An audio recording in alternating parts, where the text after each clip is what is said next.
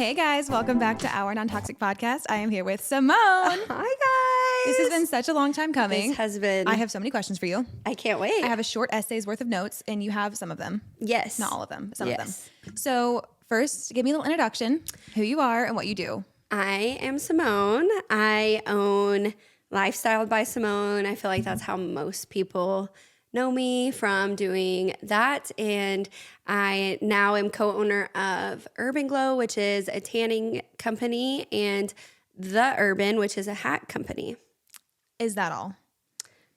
You know, Just a couple things. And you have two kids. 2 kids. Tell us about the babies.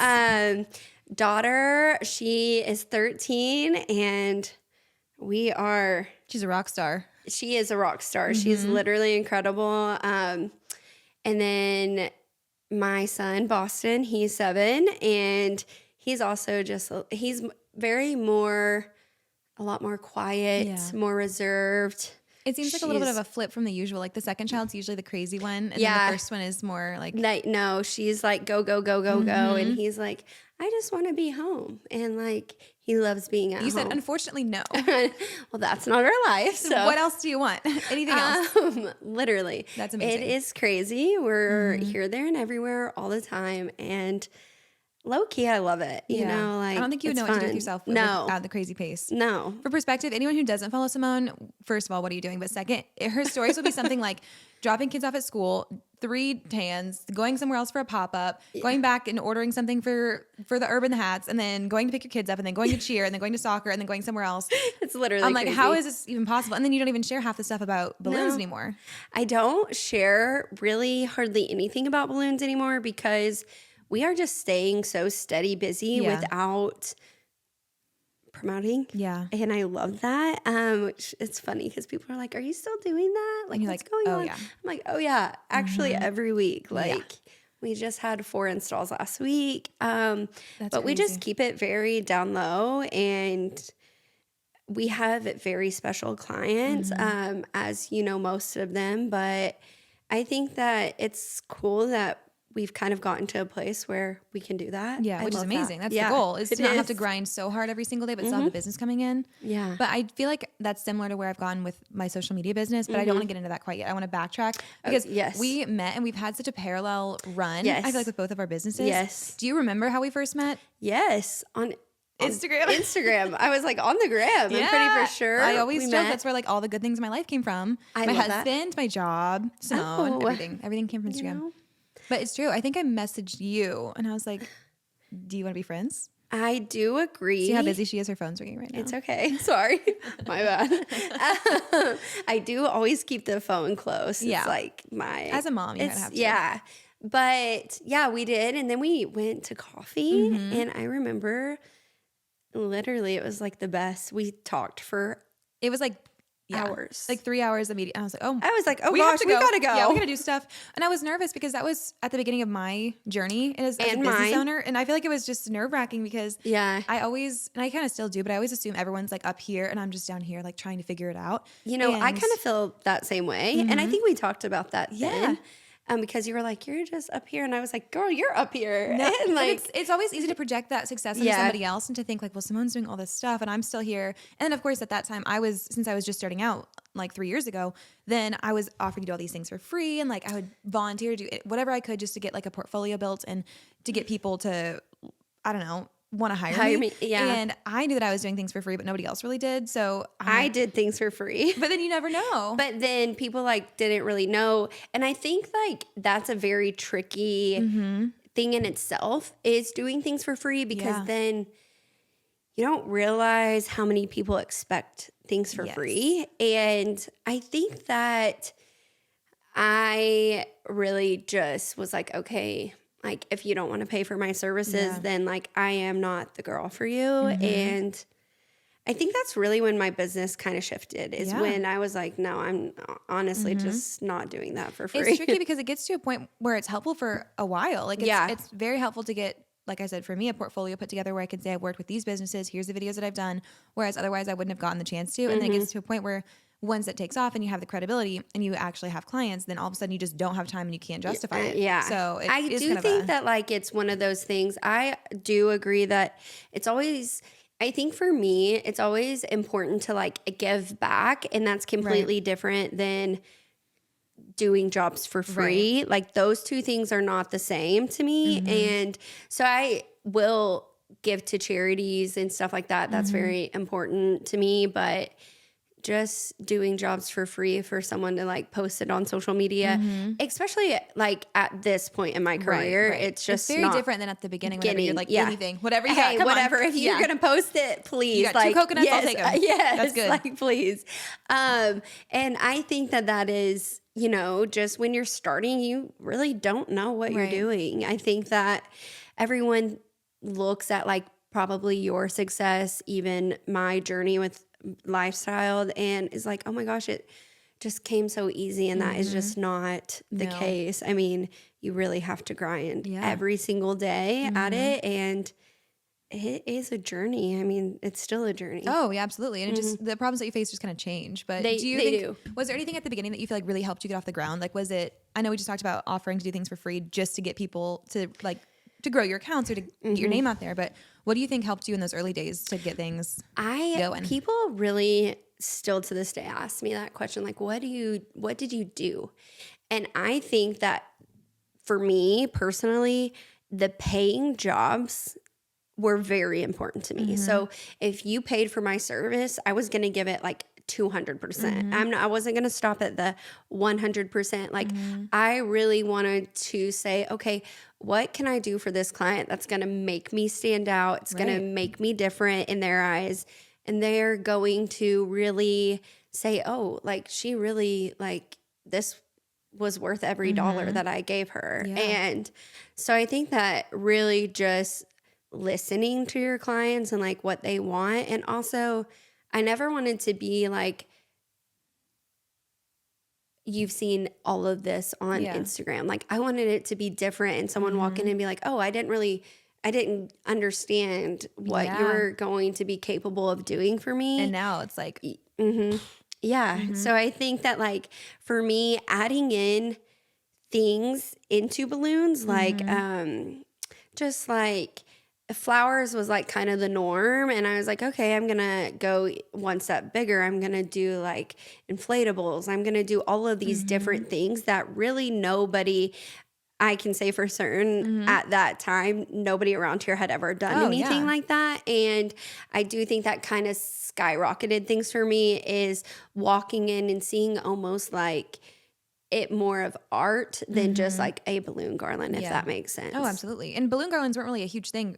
Like no. Now it's kind of a given. Like, oh, you're throwing your friend a bridal shower, you have to get a balloon arch. Yeah. It wasn't a thing until maybe 3 years ago whenever you started doing it. It's been 3 years, right? Yep. Or where is It's been 3 years. And you know, that was more of like a big event thing. So to just have a balloon artist, that was revolutionary. Yeah, it was really now it's crazy. more commonplace. Like it sounds silly to think about, but it does. And I do feel like, not to toot my own horn or anything, toot it, but there is really none of that around at that time. So, well, correct me if I'm wrong, but whenever I started out, one of my biggest struggles was getting people to take me seriously, because the same situation was true with social media, where there were marketing agencies and big like ad companies and production companies. Like they were things that were adjacent to what I'm doing, but there weren't any freelancers or individuals that just like you would hire out for social media. Yeah. So it would either be internal and it would be someone's intern or someone's niece or something.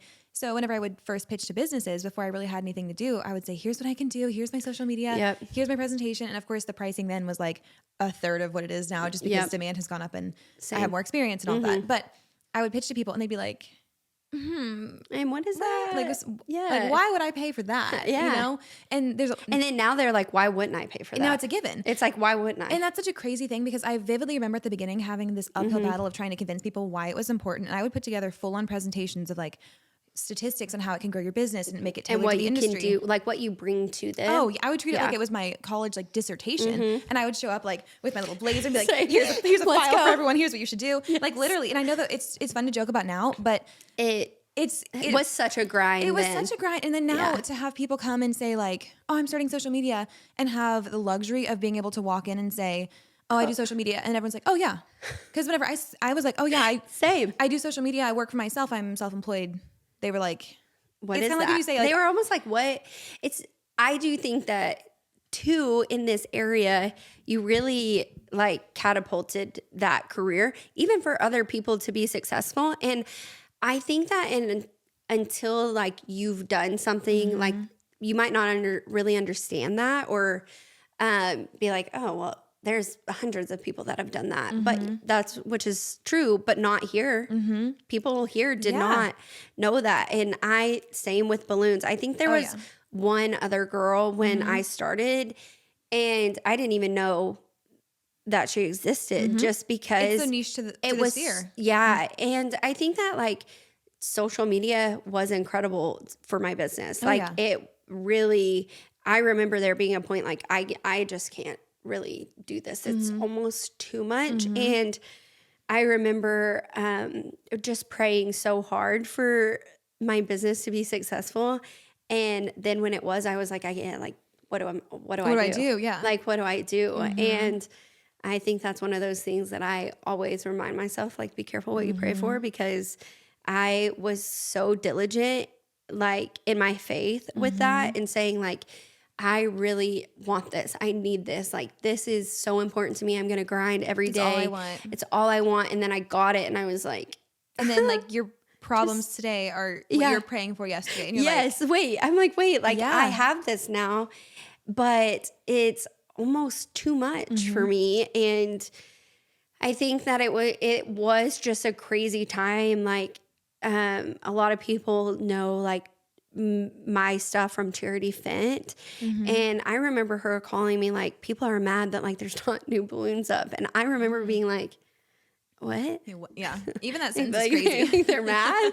And she was like, you've got to get in here. They have like their pitchforks. They're like, get Simone. What's going on?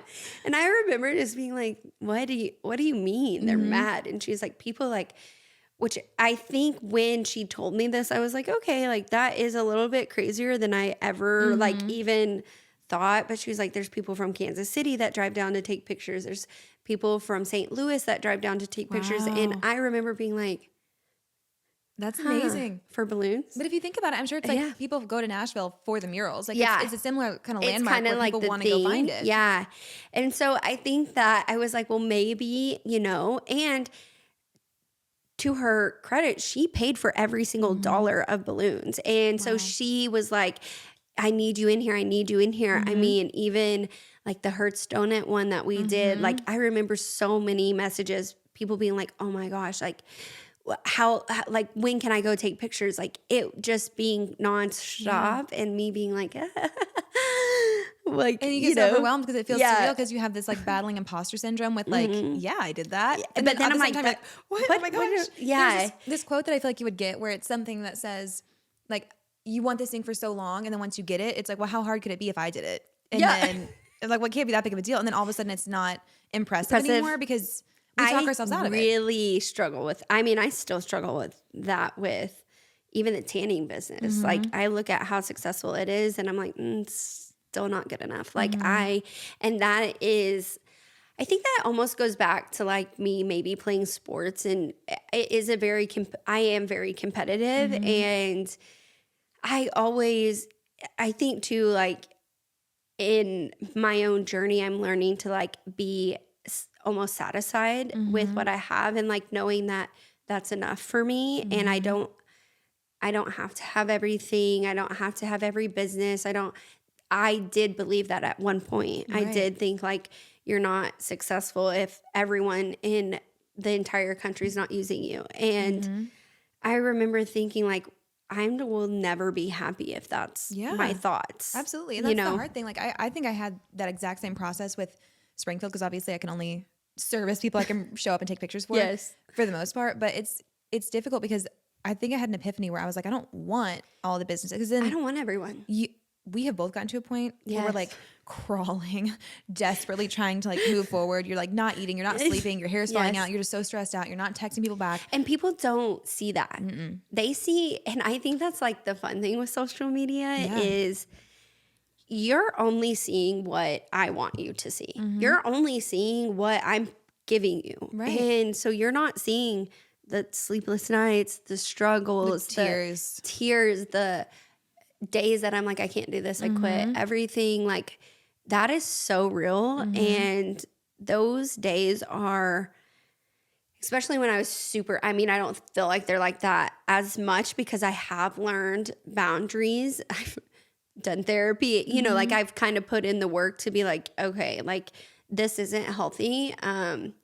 But I do think it's hard when, you know, I used to be like, oh, like I never want to work for anybody. I just want to do my own thing. And like, then you're like, well, when you work for yourself, it's even harder just because you're responsible for everything. Yeah. And that does at some point take a little bit of a toll on you, on your family, on because your when was the friends. last time you can really say that you had a day off? Because for me, even like if I've been trying to take more like Fridays off, like not both work things, just so I can actually spend time with family, like do different things, spend time with my husband, and do like stuff that like makes you feel like happy. Yeah, like you're like, oh, I want to go play pickleball. Like I want to go play pickleball. You know, and your schedule's even more chaotic than mine because of your kids. But when I have a weekend, I'm pretty much working over the weekend as well. Like there's always more things to get done. Always. Things that are due on Monday that I have to do over the weekend. So it sounds silly to like be like, I take Fridays off because you have the weekend, but you don't.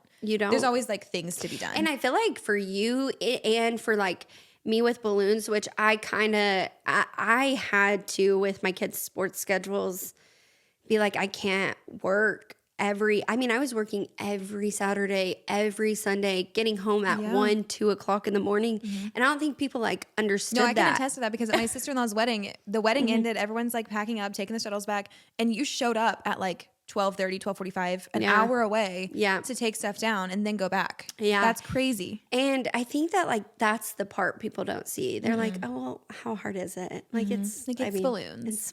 Come on. It's social media, which I have a luxury because I don't drive anywhere for that kind of stuff. Like I might be up until 1 a.m. working. But I'm in my jammies in my house. So it's a little bit of a luxury compared to that. I remember one time, it was actually something at the fairgrounds. I don't even know the event, but it was like a big event for like, I don't even know. I want to say PFI. It was a PFI event and my husband, you know, was gone traveling and I had 2 kids. And I remember that moment that I showed up at, I think it was 12:30 and I had both my kids in the back of my car asleep. It was like a Thursday, I think. And they both had school the next day. And that's when I was like, you know, like at the end of the day, it was probably say like $700 to $900, which is incredible. But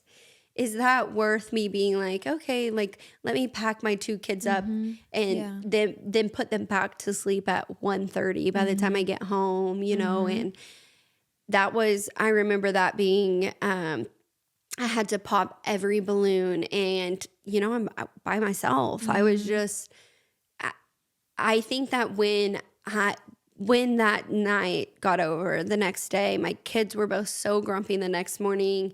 I was grumpy also because I was tired. And I do think then I was like, you know, it's not fair to them. So I think I've grown a lot from wanting everything, you know, to like, oh, why didn't they use me? Like, I'm gonna change my game to where I know that they're gonna want to use me. Yeah. And then it got to a point where I was like, I can't do it all because I am only one person. And even if I have help, you know, I don't have help at 1:30 at night. I don't have that. Yeah, because what kind of a job description is that? Like, hey, seeking help between these hours only. Yeah, nobody wants to do that. No. And I think that, you know, it's a blessing that I had those nights. And I think I wouldn't have got to where I am now if I didn't have those nights. And I am so thankful for them and just knowing that like, hey, I had to change a lot of things for me. For my family. My family was struggling, falling apart. Like they're tired. This isn't what they want to do. I mean, I remember poor Boston.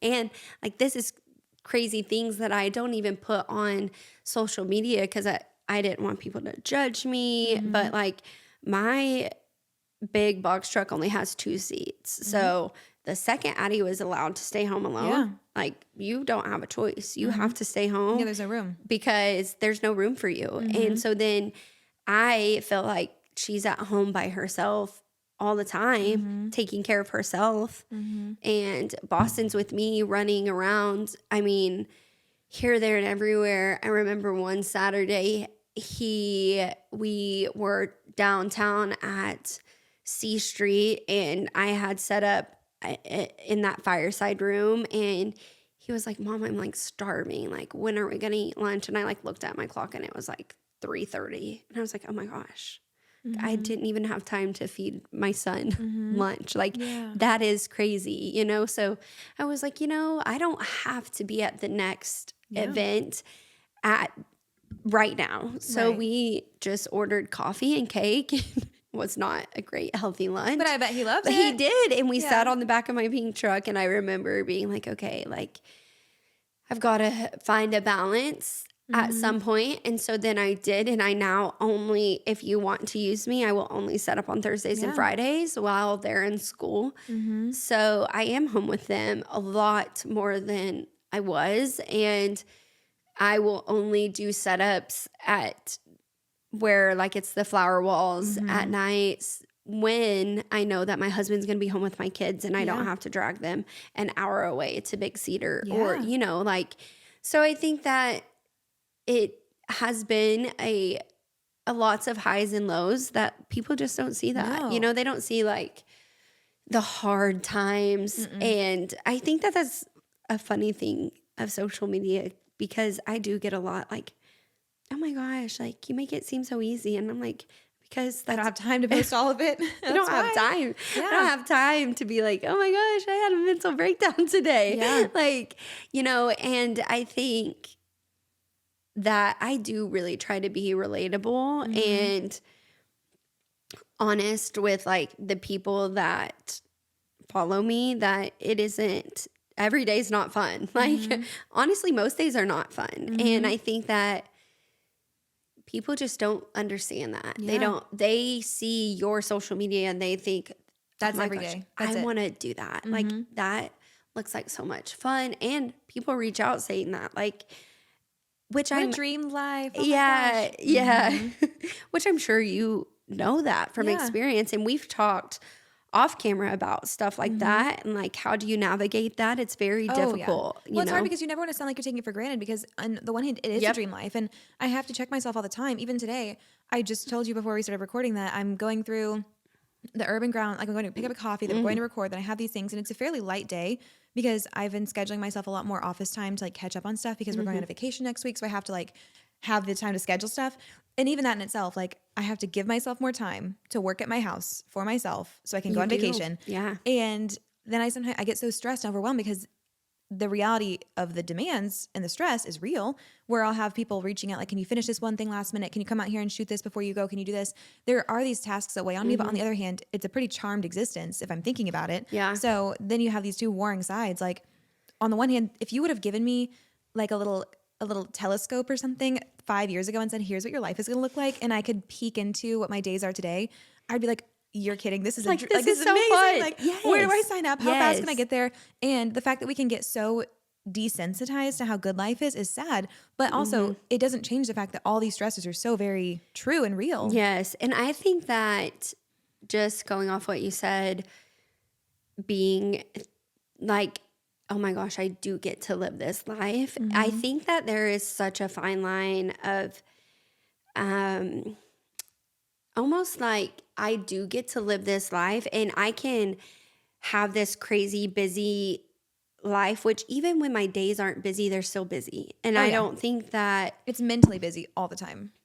Like, what's the next thing? Like, what do I do? That's what I was thinking about whenever we were talking about days off. Like, whenever I take a day off, then you're not really off because you have this guilt. You almost feel like guilt. Yeah, you do feel guilty. And then the whole time, like, I feel like, oh, you know, God forbid I'm posting that I'm having breakfast with my mom, because what if a client sees it and says, why aren't you doing said this? You couldn't shoot this day. Like, you said you didn't have any time until next week. And you're like, whoa. Or like, people will see it, and you know, it doesn't matter what people think, but also in my mind sometimes it matters. I do. So you get nervous like posting, because I don't want people to see it and be like, so I thought you're busy. Like, I thought you had a busy schedule, and here you are just doing nothing apparently. Like, how's it feel to just I relate be lazy so much? And then the whole time that you're doing stuff, like I pretty recently, my mom had breakfast, and then we went like to one store to go shopping, and it was maybe like a 3 or 4 hour more, like it was a morning thing, and that was it.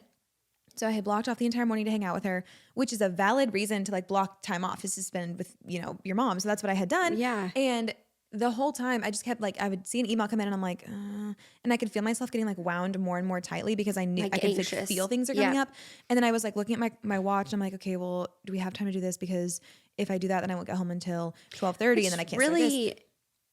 That's not fair to you. No, and it doesn't matter. Yeah, it doesn't matter. And I think that I'm sure, as you can tell, I really was such a people pleaser. Like I wanted to do anything and everything anyone asked. And then it was like one day I was like, I don't really care. Like if you don't like me, stand on that. Like stand on that because I don't, your feelings of what I'm doing with my life should not bother me. No. And I think it did take me a lot to get there because I did want to do everything and I wanted to please everyone. But at the end of the day, that's not real. Not possible. That's not real. Like I can't do that. I can't make you happy. And I remember one client, there was miscommunication between her planner and me. And I remember being at this client's house till 2:30 in the morning.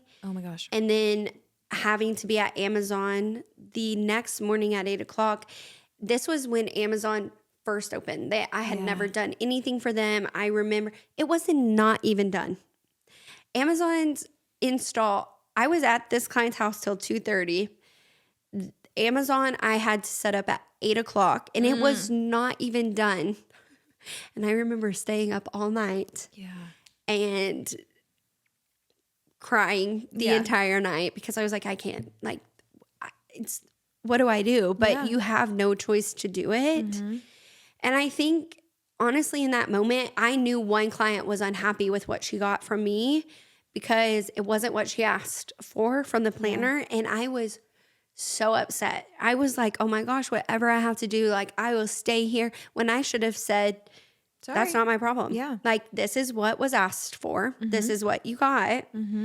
I'm so sorry there was miscommunication between you and someone else. That had nothing to do with me. I should have stood my ground and said, I'm so sorry, but I have another paying client. I have to go. And unfortunately, like next time, make sure maybe just to communicate with me so we have everything that you want. But it wasn't my responsibility to stay there till almost 3:00 in the morning. Not. And I should have had the courage and enough self-respect, honestly, to say, no, like I can't. But that's so difficult whenever you are Lifestyle by Simone and you're Simone, or like Hannah McClellan Media and I'm Hannah, because it's so hard to separate those two things. It is. Because you feel like I am the business and the product and the person and everything behind it. So you start to think that if I don't go this extra 10 miles for my business, then people will start to hate me personally. And in reality, that's so convoluted because if my balloons were messed up, even if it was you, I would be like, actually, Simone sucks as a person and I can't stand her. Well, you know, I think that people do that. Unfortunately, if something happened, which I think that is really truly the only client that I didn't deliver. And I think it's important to remember that people are people. Like at the end of the day, I'm still a person. So if you're unhappy, like tell me.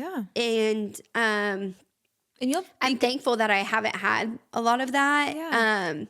I think my biggest thing is Simone doesn't respond. Like, what? No. What? Oh my gosh.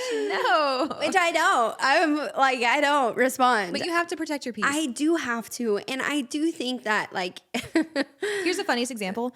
I messaged Simone like a week or so ago and I sent her a voice memo and I was like, Simone, I'm struggling. I don't know what to do. I need to set better boundaries. I'm like such a yes man. I keep committing myself to things and then I wish that I had it and I don't know what to do. Like, please just give me advice on how to set better boundaries so I can be peaceful. Response 7 days later. Oops. But it was helpful. It was great advice. Yeah. And you're like, sorry, I was set boundaries a little too hard. I do think that it is funny because a lot of like my friends, I mean, Addie is not mine biologically. So she's 13. I'm 30.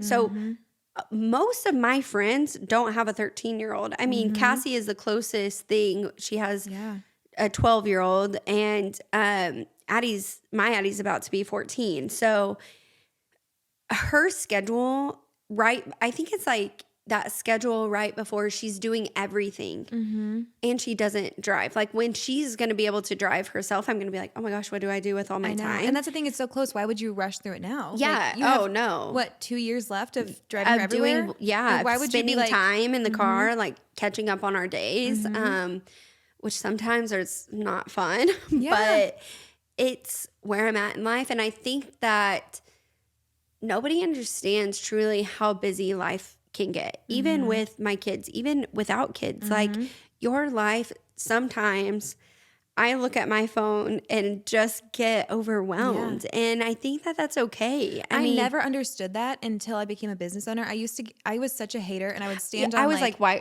can't you message me? Yeah, like, I think I went on record on the podcast being like, bad texters aren't real. If you wanted to, you would. Yeah. And on the one hand, I can see that on like, but let's give it like a 3-day grace period. 7. Let's go 7. Yeah. It varies per person. But I think like with a grace period for sure. Yeah. But I think that to expect this constant communication is so unrealistic and so inconsiderate in a way. I do agree. And I genuinely never thought that was even a valid excuse until now, because I'll look at my phone and I love D&D. Like keep that on all the time, 25/8. Yep. But whenever I look at my phone, I'm scrolling through like, here's what you missed. And there's messages for 10 different clients. I've got 4 texts all saying, hey, when can we get coffee? When can we grab dinner? And then when you guys also free? get on Instagram and you have the same exact. You have all the DMs. You have an inquiry. I have the shoot to prepare for. Then I have my to-do list with 8 things. And I'm like, I can't. And I just don't respond to any of it. Nobody truly, like people can say like, oh, I get it. Nobody will, literally no one will understand that until it's happening to you. Until your phone is flooded with texts, flooded. Honestly, if you need me, call me. Like, I will answer a call. I am not answering like, do you want to get dinner? I'm not going to answer that. I know that is so almost awful to say. And I think that people view me in a light. I think I have a pretty good, like, I love like my crew of people. And I think they understand it. But I think like some people looking in that don't really know me are like, I don't really like her, because I do stand on what I say. Like, I'm probably not going to go have lunch with you, and I'm probably not going to go have dinner with you. And it's nothing personal, but you're probably going to take it personal. And it's really, truly not. But the thing is, if you choose to have dinner plans, like if you choose to make that plan, that's one night away from your family out of what, 3 that you might have nothing going on. I literally have one day with my kids. I have one night at home with my children, including Friday, Saturday, Sundays. Like, that's crazy to think about. And people, I think, I get this a lot in the DMs. It's like, oh, those poor kids, they're so busy. And I'm like, they love it. Those poor kids. You said, poor mom. Poor me. Like, poor me. I'm like the one that's they're like dragging you. I'm like, this is not fun for me. But especially my daughter, she's the one that's like, literally on Easter Sunday, all of her sports were canceled, praise be, because it was Easter, as they should have been. Right. And she did 170 I saw pull-ups. I said, oh my gosh. And I know that honestly, she is a lot like me. I'm very ADHD tendencies. Like I need to be doing something. Hence the 3 businesses. Yes. And we're here, there, and everywhere. And I think that sometimes that can be a little toxic, like honestly, just constantly going and not stopping. I think like this Sunday, I got like I didn't go to church, and I like had a slow morning, and I had so much like guilt in that. And I was like, oh, I should have been at church. It's so hard. And then I was like, you know what?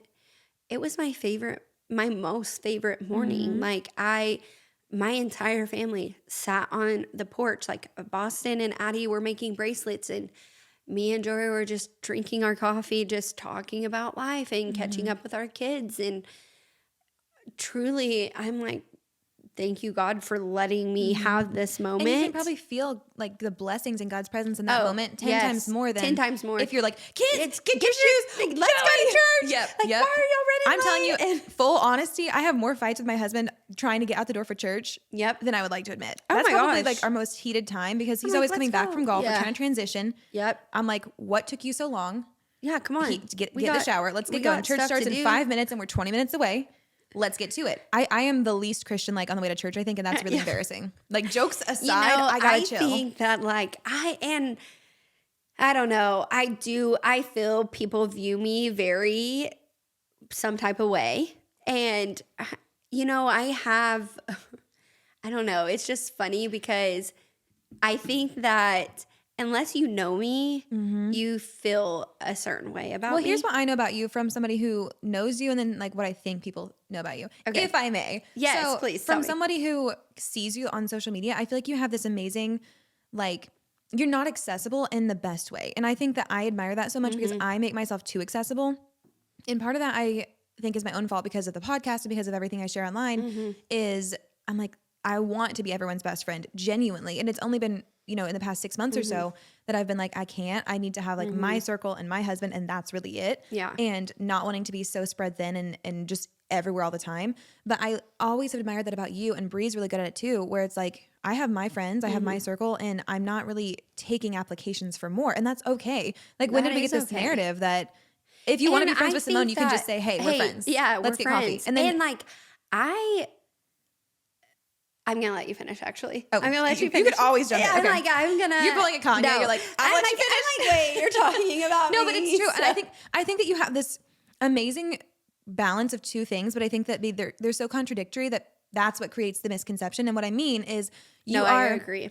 A mom of a 13-year-old and like you have such a busy life. You're a wife, you run a household. Like that in itself is a full-time job. You do all these amazing things, gosh, yes. but that's the part that doesn't get seen as much. And at the same time, you're young, you're beautiful, you're trendy, you're like in with pop culture, you're doing all these things. So people see that and they're like, she's just like me. And most of your audience is probably between like low 20s to low 30s. And they're seeing you. And there probably are a lot of people my age, a lot of women that don't have kids yet or aren't married yet. And they see you and they're like, she's literally just like me. She listens to the same music. She shops at the same places. She is a fan of the same like football players, like all these things. And they forget you have this entire other facet to your life. So then it's like, well, why can't she do all these things that I'm doing? It's like, well, you have that and 3 businesses. So I think it's just you have a foot in both worlds, which is rare. And that's why I think it's hard for people to wrap their heads around why your schedule is so tight, Yeah. Does that make sense? I 1000% agree. I think that like it is I think that the people that know me, they love me, they ride for me. Like, yes. Which I didn't even finish. As your friend, like we have always caught up like that. Yeah. So every time since that first coffee meeting, every time we sit down together or I get a tan or I run into you, it's always like so much love and it's so transparent. Like we'll have an impromptu conversation. Oh my gosh. If we see each other in a boutique or at Skinwise or anything, 40 minutes, deep as can be. We're both about to cry. And then we're like, all right, see you in a month. Yep. And it's always like that. You are an amazing friend. I feel like I am like, if you're my friend, you are so important to me, but I'm just not going to talk to you like every day. And you don't have to. I don't want friends that I need to make you feel like, like I want to see you in a coffee shop and be like, dude, I've missed you. I've loved you. How is your life? Do you need anything from me? Because I want to genuinely be there for my friends and be as helpful and supportive as I can. I think that a thing that people don't understand is I have been through a lot of trauma in my life, and not that makes a big difference, but it does make me view people and relationships very differently. Yeah. For instance, if I know you don't ride for me, we're good. What's the point? Why waste your energy? I'm not wasting my energy. I will literally not waste my energy. And I think that throws people so far left because they're like, well, why? Is there beef? Is there bad blood? Like, what's going on? But if you only have so much energy to go around, why would you spend it on like this third realm of people when you have like your close-knit circle and your family? That's it. I'm very big. I think like me and Bree really talk about this. I am so big on loyalty. Yes. Like I am so big. And you've shown that, like you personify that. It's not just you expect loyalty, you show that. I like, will show you there loyalty. have been several times that you have been like loyal and honest with me, and like if you've heard something behind my back or something like I should know, and you've come straight to me and you've always told me. And I expect the same. Truly, I expect the same. Like, I'm not saying like, Hannah, you better not get spray tanned by anybody else. Like, girl, I hope you always come to me. Well, obviously, but, You know, as soon as the other contract was over, I was like, Simone, come on, girl, come on.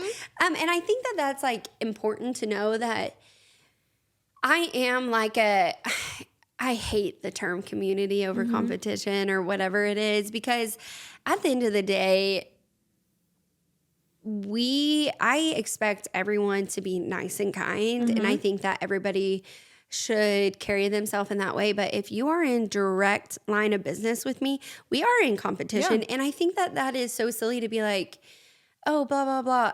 There doesn't have to be beef. Like, I know another spray tan girl. Honestly, she's incredible. She's so nice, so kind to us, as we would have always been to her. And I think that that's important. But if you're out here trashing my name, I'm not going to be friendly. Which is so unnecessary. Like, it's not. So unnecessary. And it's the same in social media. Like, I have other friends who do the exact same thing. Some that I like directly helped get started. And then I have some people that I'm like, they're coming at me for no reason. I'm like, you know what? We can coexist. It's fine. We can I think that this is really what irritates people about me, is that I'm good at coexisting. Like, I am so good at like, you do you over there and I'm going to do me over here. It doesn't matter. It does not matter. I think you're so busy. You're too busy to be bothered. Yeah, I was like, I don't really care. You're like, do I have time to stress? No.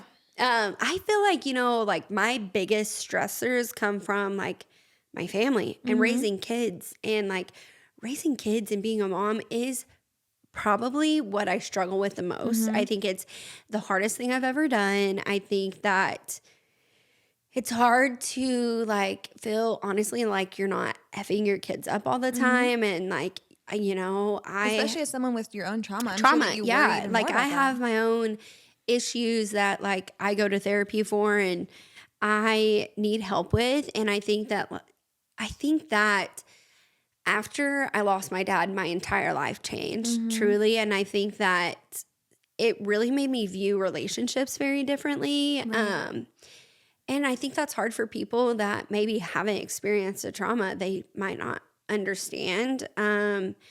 Just like, I want to be surrounded by people that like truly have love for me. And I know that there's a lot of people that are like, oh my gosh, Simone's my friend. I love her. But like, I've heard conversations that you've had when I wasn't there. And why do you think you love me? Because I know how much you know about me, and it's this much. So then what do you want from me? Yeah. And that's so cynical to say, but I feel like I've had that conversation before, or and we've had this conversation too, where it's like, oh, so-and-so said you're super close. And I'm like, what? Huh? What do you mean? Same. And it's like, whenever same you think thing. about it. And I said I want to be everyone's best friend. I'm realistic, and I can think like, okay, so what, with the amount they know about me, which is about 3.5%, they think that we're close, or they want to be my friend. It's like, what do you think that I can give to you? Like, what do you want from that? Like, And that's you don't know just me like enough to not love fair. me. That's just not fair to them. It's not fair to you. Yeah. I mean, I think that especially with social media and having social media and being open and sharing parts of your life, people do think that they're your friend. People do. It's very parasocial, which is weird to say, because we're not like, I'm nobody. I'm literally nobody. I'm not saying that at all, but no. Everyone has this parasocial relationship with everyone else. Like, even people that I follow online, I'm like, oh yeah, she does this all the time. She works out here. She does this. Like, I think I know them. Yeah. And then you start to don't think, know like, them. You don't. You know the 5 things they put on their story every day, and that's really about it. I'm like, that like I go work out. Like, that I am married, which is so funny. Like, people in my relationship just crack me up, because if I don't have on I think that the invitation into people's life on social media is funny, because if I don't have on like my wedding ring because I went and worked out and I took it off, or like because you tan and you don't want to rip the glove, like I've seen you do a million times. Yeah, people are like, oh, why aren't you wearing your ring? Yeah. I'm like, girl, it is not that deep. Yeah. Because I took it off and I didn't put it back on. I forgot. I forgot. Oops. I mean, it is just, I do think social media is wild because the DMs that I get and I know that you get, I would never personally ask somebody that. No. And I don't know, just like, it's like when you open the door a little bit and you like show people a certain glimpse into your life and they're like, show me the rest of it. Yeah. I even did a whole episode like reading DMs that I've gotten, and it's no shade. Like I really don't get that many hateful DMs. It's more like presumptuous, where people are just like, why do you do this? And I'm like, I would never see someone's story and be like, why do you do it that way? I would maybe think, I feel like I get a lot of like wild DMs. Yeah. And I don't know why. I think that, again, people view me as like almost like a bad character. And because I don't give in to them. And so then I'm like this mean person. And which is the opposite of the truth. Yeah. Completely. I'm like the people who I ride for, like I ride so hard for you. Yeah. I will do anything for the people that I love. And I think that the people almost do too much for the people I love. Like in therapy, my therapist is like, that's not your job. That's not your job. What? Man, I'm like, wait, but they're my friends and like I love them and like I want to make sure that like X, Y, and Z is taken care of. And you can't sometimes. That's not my job. And that is a hard thing. Yeah. But if you're not like, you know, I don't know how to say this and not seem mean, because it does come off as mean, but as you know, you probably get so many DMs like, oh my gosh, like I want to grab coffee and I want to do this and like we should go do that and like we should do those things, but like I'm not going to because it's not personal. No, but if you think about it, how crazy is that somebody can just look at you and say, I want to get lunch with you. And now that's an obligation on your plate. Like you never thought about that. Well, and then I feel bad because I'm like, yeah, I should go get lunch. But why? Like it wasn't from you. It wasn't. No. I am so guilty of that. And I'm always struggling with it because if I get one DM from someone saying like, hey, I think we would really click. Like I've been listening to the podcast or anything else. But I love to hear it. And you want to go have lunch with everyone. But then I'm looking at my calendar and I feel like just the idea of them wanting to do something with me makes it an obligation for me. Like it mandates it now. I have to fit and then it in. like I don't want people to think that I'm mean, because that does sound mean. Like, hey, like honestly, I just don't have the time. But that's why I feel like I overextend myself, is because each invitation I'll look at and say like, I want to, but it'll be a lot to fit in. But do I really not have the time for one lunch? Like, can I really look at this person and say, you're like, sorry, I don't have time. Like in the next 3 weeks, really, I don't have time. But it's almost the premise of if I say yes to you, then I have to say yes to everything. Everyone. And now all of a sudden I'm spending way more money. I'm seeing way more people. I'm driving around. I'm doing more of these social things. And then like your like personal life is like, it dwindles. It dwindles. And like then you're not seeing your close friends. You're not seeing your husband. No. You're not working out. Because all the time you're like, well, I couldn't see so-and-so tonight. So then I'm thinking maybe I can do breakfast with her tomorrow. It's like when people are like, you have time to work out. Like you have to prioritize your life. And if you don't, that's just an excuse. And that is completely true. Like if I say yes to everything that is presented to me, I don't have time for the things that I need to be doing in my life. And just like, this sounds so silly to say, my home, like just like gets so neglected. My kids' laundry baskets are overflowing currently as we speak. You ever look at the shower and you're like oh my gosh. I'm like, and they're like, well, you just need to hire a cleaner. And I'm like, I have, like, I have a cleaner. Guess what? They're not going to come and do my laundry every other day. And like, there's a lot of us that live in my home. Like I have 2 kids. They're dirty. The mess is they aggressive. have sports. So they're changing their clothes multiple times a day, which also people don't understand like that we are a sports family. And hey, I'll be the first to admit, like, it's not fun. Like, I'm not out here trying to promote your kids be busy. And I do, me and my husband talk about this because I'm like, I wish they didn't like have so much on their plates at such a young age. I do think can get toxic. Like I do think there needs to be a balance, but it's hard because like Boston, he's not super busy. I mean, he's busy when it's his sports season, but he's not like has sports every day. Addie has something every single day, every single day. she is busy. And the second that we like try to be like, okay, let's not do that, is like chaos in our house because she not only wants that, but she needs that. She needs to be going. She needs to be doing stuff like that is good for her mentally. And I think like different strokes for different folks. Like if that doesn't work for you and your kids, that's great. Like that is great. Kids, yeah, they're all different. It's not your kid. And I think that we just sometimes view people for like, well, they're doing this. Well, I don't want to live my life that way. So why are they living their life that way? Yeah. And that is so like, oh, it's almost nasty to like live like that, you know? And I mean, I could go into so much detail in different things. Because I even did that around golf season. Like there's a joke about being a golf widow and I'm 1,000% a golf widow. Yes. But most nights and Cassie's the same. But I'm sure she's the same. I don't have a problem with it. And I know it's different because we don't have any kids. So it's not like he goes golfing and I'm at home doing like the housework. It's not that. But when the like golf season comes around, then Austin will golf like after work 4 or 5 nights a week, and then he'll get home and then we'll eat. And sometimes I feel like I get comments from friends or like family or whoever else being like, I feel like he's always gone or he's always golfing. And I'm like, I don't care.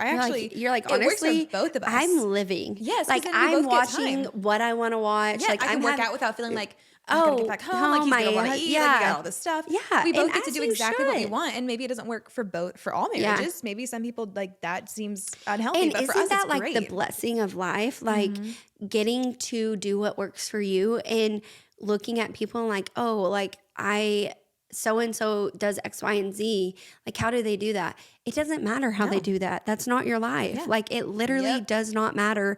How so-and-so lives their life should not even really be part of your thought process, which is crazy because I do feel like years ago, I probably would have thought the same way. Like, oh my gosh, so-and-so is doing X, Y, and Z with her life. And like, I just like don't understand how she's doing that. And thank God, literally thank God that I do have Jesus in my life and Bill the therapist, because Bill the therapist is like, why do you even care about that? And I'm like, shouldn't I care about it? No. And he's like, no, like it literally doesn't matter. No. And I think that when you start changing your mindset really into like, well, that's not a part of my life. It has nothing to do with me.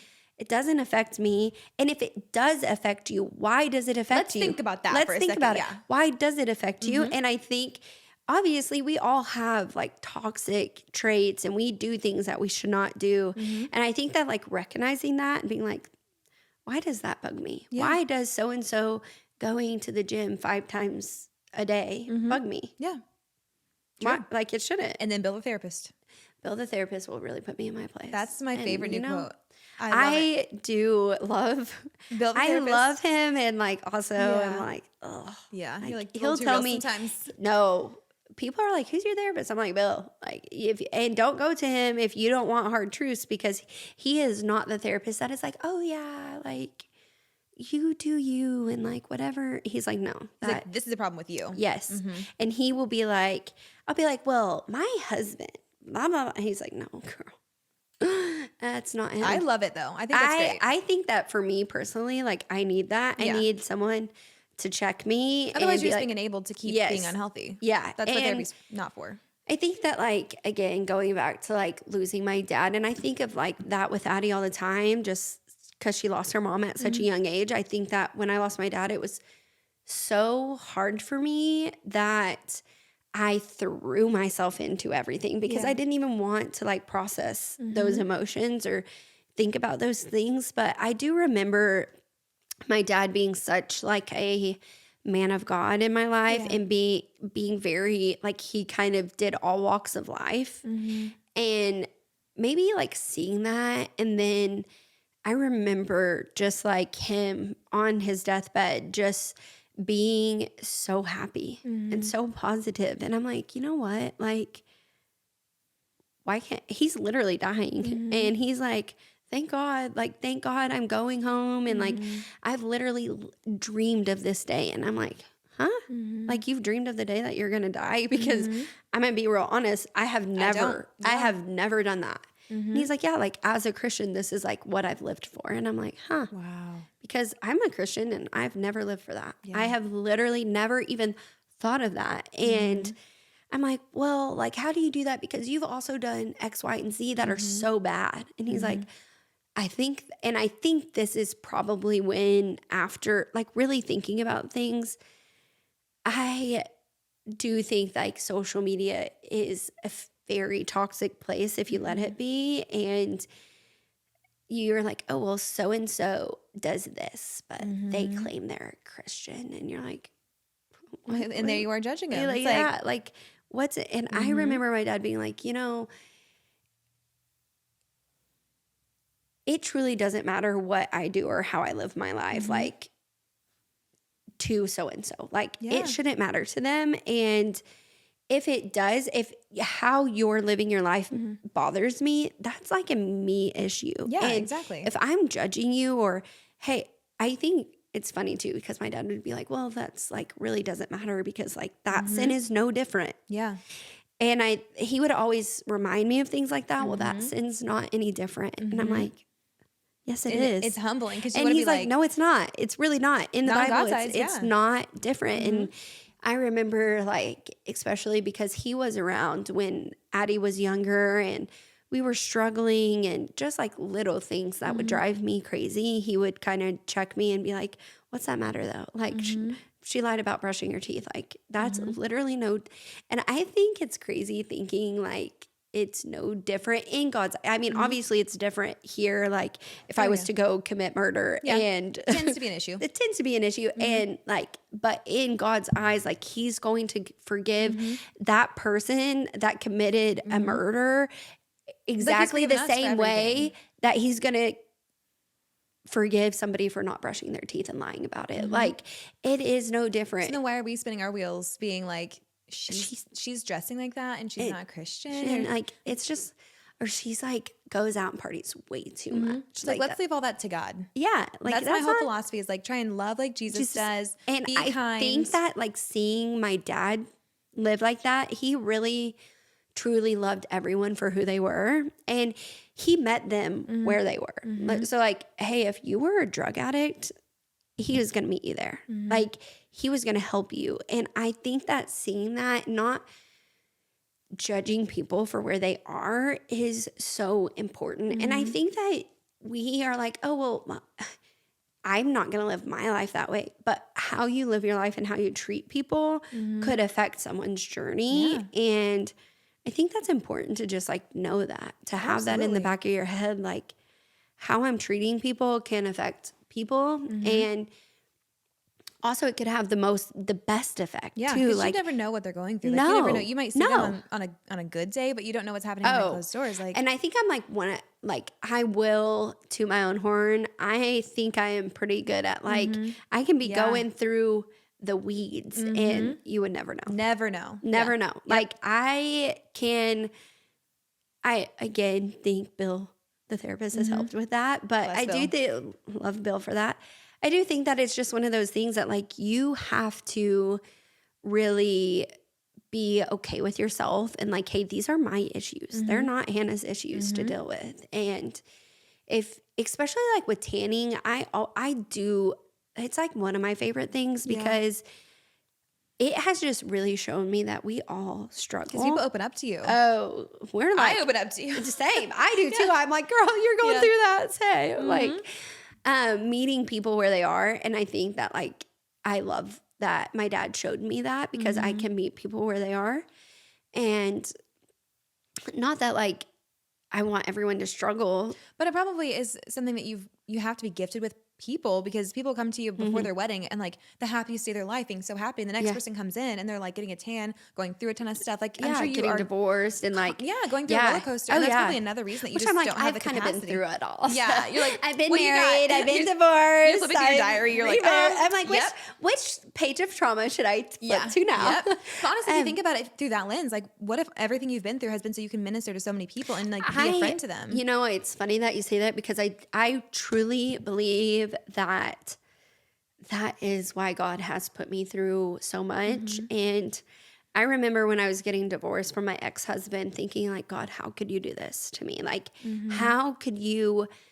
I mean, essentially I was so young at that time. I had no business being married at all.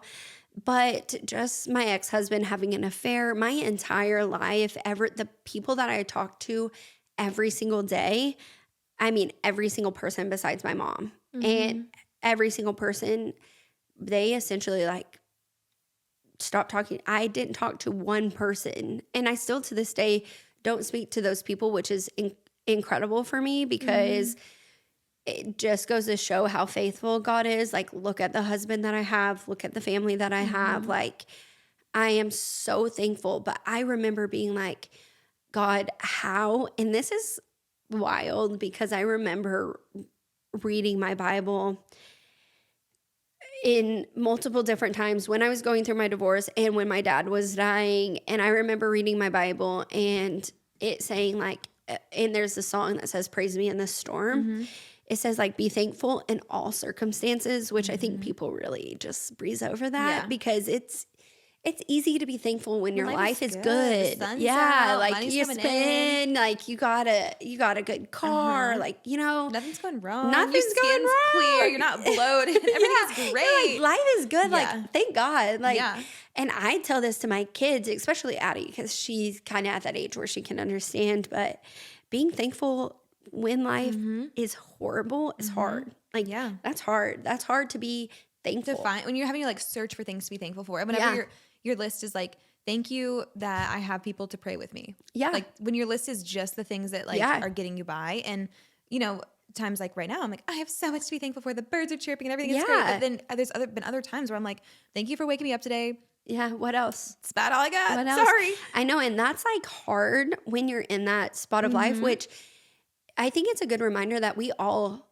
go through those things where we're like, what you want me to be thankful right now? Like I remember literally my friends like make fun of me for it now, but I'm like, I remember literally eating hot dogs and green beans. Like that was it. Sounds like and I'm like, that's all I had in my fridge. Yeah. And you know what? I was like, I thought I was like doing good, you know? I'm like, okay. But I remember being like, what? You want me to be thankful in the worst moments of my life? But when also, my entire life, everything I've known, the life that also I thought I was going to have, I'm now not going to have. Yeah. And you want me to be thankful? Yeah, you're not only mourning your marriage, but you're mourning the future you thought you were going to have. Like everything. The people that I thought were always going to be a part of my life that were my family. Like I spent every day with these people. And now I just wake up and I don't have a single soul to that like I did have. That knew all those things about you. Yeah, that's like hard. It's also hard to be thankful for that. But I was thankful. I said, dear Lord, thank you for the situation. I don't know why I'm in this situation. And my entire life has literally done a 160, 180, 360. I don't really know what it is, but I am thankful. Like, show me what you want me to do because I'm thankful. Like, is this the hardest thing I've been through? Yes. Will it continue to be hard? Yes. But do you have a plan for me? Yes. So thank you for that. And now, like, look at my life. Like, look at my husband is truly incredible. Like, he's better than me. Like, he deserves the entire world. Like, he literally is so great to me. And I think, like, having my ex that I had and people being like, you're crazy. And, like, he wasn't that bad. I'm like, oh, well, now there's all this that is, you know, he's been remarried and divorced. And I have, like, his ex-wife has confided to me, like, this is crazy. Like, did you experience this? I'm like, yes. Yes. Like I've been saying it for years. But, you know, it is one of those things that, like, you don't really understand why you're going through it. And then, like, I met Joey and we had a great relationship. And then Addie's mom dies. And I'm like, how am I going to do this? I'm just a young girl. And I remember literally crying myself to sleep one night with Joey, and our relationship was complete trash. And I was like, I can't do this. Like, this is wild. What am I doing? And I vividly remember laying in bed crying and God speaking to me like, please trust me. Like, you're here for a reason. And I still to this day will say, like, God sent me Boston for Addie. I think that he knew that she needed him. But also I think that like I really truly believe that I'm gonna get emotional, but you needed him. Yeah, I think that like I needed him, and I think that I needed Addie. Like I needed, like and now like she's not my best friend because I'm her mom, but still, but we are like, I'm so glad that she has me in her life. Oh my God. And like, I think it'll only get more powerful because if you think about what you've done for her and what it took for you to step up and fill that role, even on the hard days, it's hard it's hard all the time. You're fighting for her. And yeah. we've had this conversation, like the fact that you're showing up and you care and you're fighting for her, even if you guys are literally fighting like every single day. Check. Who else would be doing that for her? Like, yeah. Everyone deserves someone to fight for them, and you stepping in and filling that role, and every single day you're willing to like get in the ring with her and fight to show her that you care enough to do it, like, because the opposite of what like love isn't hate, it's indifference. The fact that you're showing up, and not that hate is anywhere in this question, but like the fact that you're showing up and you're like, no, this is what we're gonna do. Here's what you have. Like you're fighting to give her a good life and to love her. I think that is so powerful in itself. Just knowing that like, I am where God intended me to be. And even if it's not easy, like and I think that like we, even as Christians, like, or even as women, as, you know, business owners, as moms, as wife, we always like think in our head, like, we're going to get to this place of like complete happiness every day. No. That is not. It's like this. It's all like the this time. all the time. Sometimes like in a day. Yeah. And I think that it's like, if we could just change like our mindset a little bit to be like, hey, I'm fully equipped to handle life and whatever is brought to me. Yeah. Like I have the tools. I have like the support, the faith. I have everything to like get through it, but like it's not going to be easy. No, it's going to be always hard. There's always something to be figuring out. There's always going to be another mountain. We're always going to have to make it move. But seriously, there's always going to be something else that we have to like get through. And if you always start to think like, okay, well, whenever I get over like this next hump, it's going to be smooth freaking sailing, baby. No. It's never going to be like that. There's always something else. So the second that we stop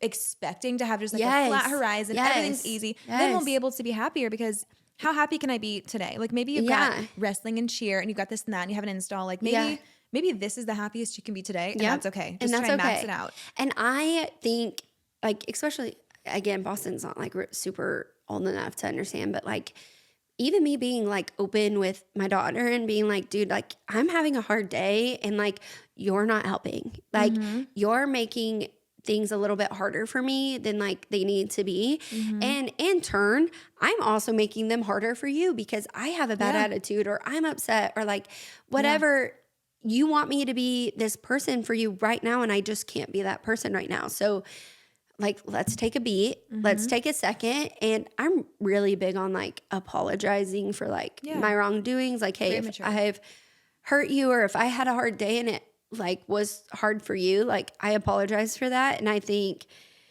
as parents we should always be open and like communicating stuff like that. Like, hey, like I am having a bad day and like my day today went to crap. So can you please like understand that? And if you can't understand it, that's fine too. But just let me like have a moment. Just eat your green beans. Yeah, eat your green beans and shut up. But it's true because you're both just humans. Like at the end of the day, a mom isn't just like a perfect figure that exists in people's lives to make everything easy. Like you're a person, she's a person. No, like, and just like I think. Just again, going back to like social media is so not real. Like it's just not. It's not real.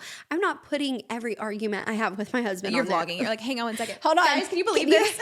Okay, we're about to go rounds. I'm gonna put up a poll in the chat. If you guys could comment who you think is right, that would be really helpful. Yeah, I mean, I'm not doing that, and then I think people think that life is been easy for me or whatever, and it's so far from the truth. Like, I'll make you a PowerPoint presentation.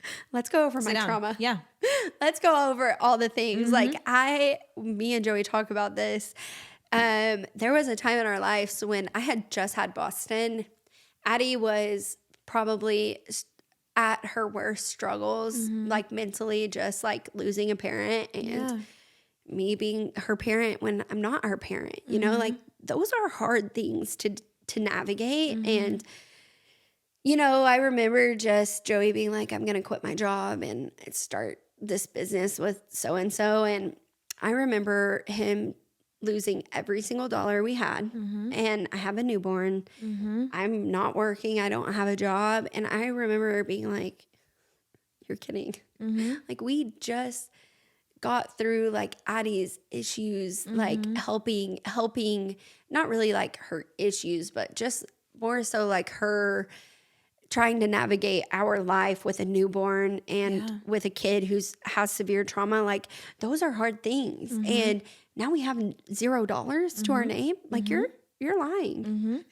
And so now it's funny when people are like, I remember whenever I bought my pink truck, everyone like, oh, well, her husband bought it. And I remember the hurt that I was like, ooh. That's the whole thing too. I get the same thing where people are like, oh, you do social media. Like, what does your husband do? And I'm like, it doesn't matter.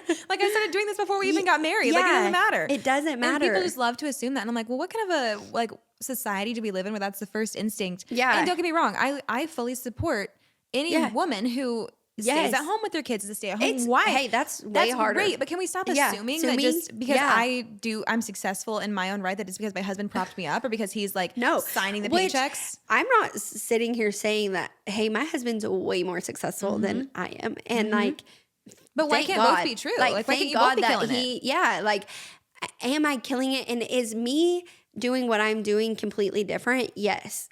Is it paying all of our bills? No, it's not. It's not going to for a long time because I have built something from literally nothing, and that's going to take time. That's going to be hard. But you have so much to be proud of too. Oh yeah, and I am so proud of it. My husband's proud of it. And the other day I told him like, I have a business idea. I know. Okay, nothing's coming. It's just something that I've kind of thought of for a while, and his response, and I'm like, thankful that we do have very open like communication, and he can kind of be like, yeah, like, his like first words were like, you can make anything successful. Like, I have no doubt. And I think just like having that is helpful for me. Like, I need someone that's like, girl, you can do it. Tell you why you can and not just that you can. Yeah. Like, you can do anything. Why wouldn't it work? Why wouldn't it? Like, you can do whatever you want, but it's going to be hard. It's going to be hard on the family. It's going to be hard on this. And I think knowing that and like him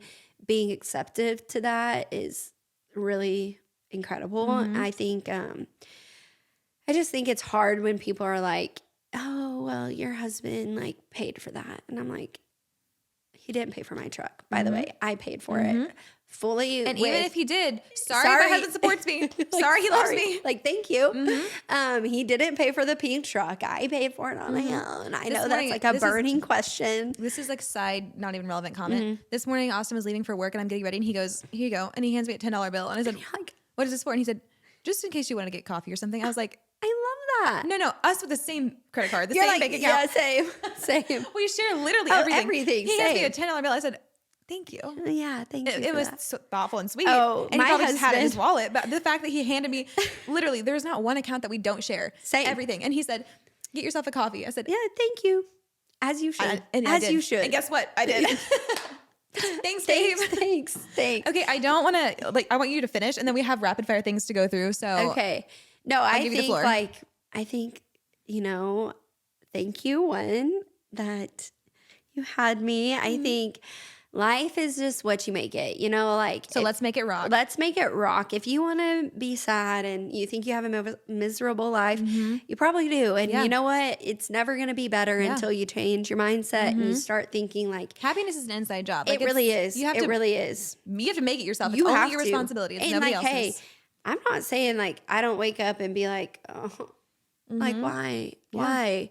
But honestly, if I woke up every single day like that, like what a buzzkill to be around for real. Well, you have to live the exact same day regardless. Yeah. You can wake up in a piss poor mood and be like, this is going to suck. I have to do all these things, this and that. Or you can wake up in a good mood. Like the same day is going to unfold regardless. I think that like truly like loving what you do is incredible. Like if I woke up every day and I was like, oh my gosh, I got to go sit at the desk and not like crunch numbers and But stuff even whenever that I did that, care. because I literally had that job, even whenever I was a credit analyst, I woke up and I found ways to be happy, like looking forward to well, things. I think you have to be like, am I saying that like every single day of doing what I do is the most But fun it's like day? a discipline. You have to be like, nope, I'm not going to think like that. I'm not going to complain. I'm going to fix my attitude. It is very much self-discipline. And I think that your mind is like, your brain truly, I'm like a geek on this stuff, but I think it's the most incredible thing. And you can live whatever life you want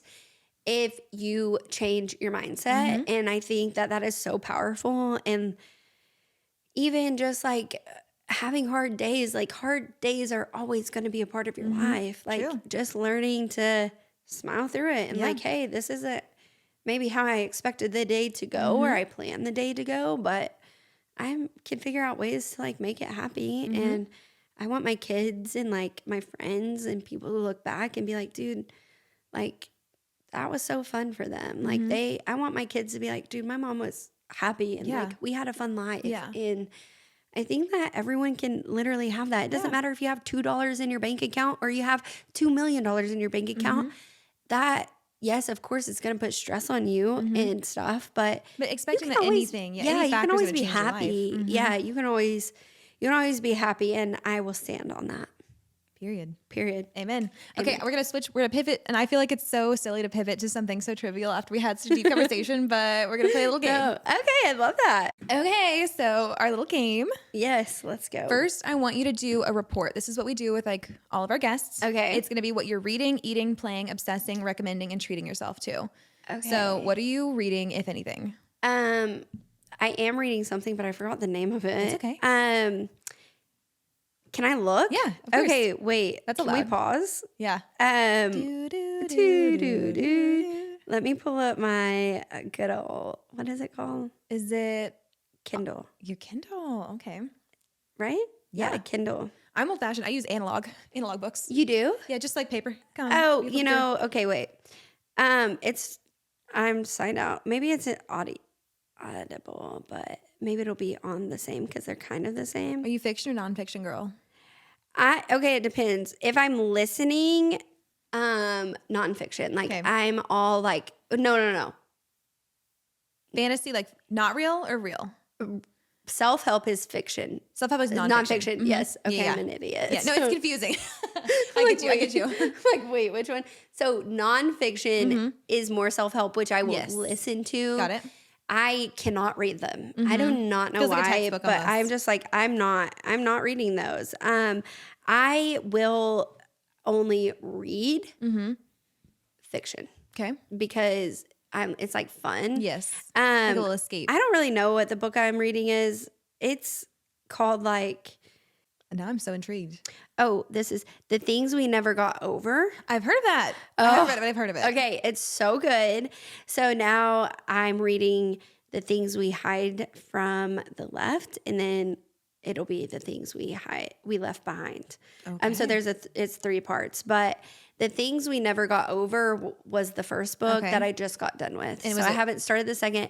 So good. Okay. I did read that one, like it didn't take me a long time, but the book I read before that, The First Lie Wins, it was so good. Okay. It was Adding to my list. Yes, Sounds The First amazing. Lie Wins. I think I would do before because it's just a short, easy read, and Like a it palate took me cleanser. literally a day. It's like one of those that you like really want to finish because you're like, what's going on? Yeah. I love that. It's more of like, it's not a thriller, but it kind of is. So that one. Books that make me uneasy about life. Yes. That's what I was Suspicious reading. of everyone around me? Yes. Okay, good. Yes. What are we eating these days? Do you have a favorite snack or favorite food? Ooh, I'm really on like a smoothie kick right now. Amazing. I've been making my own.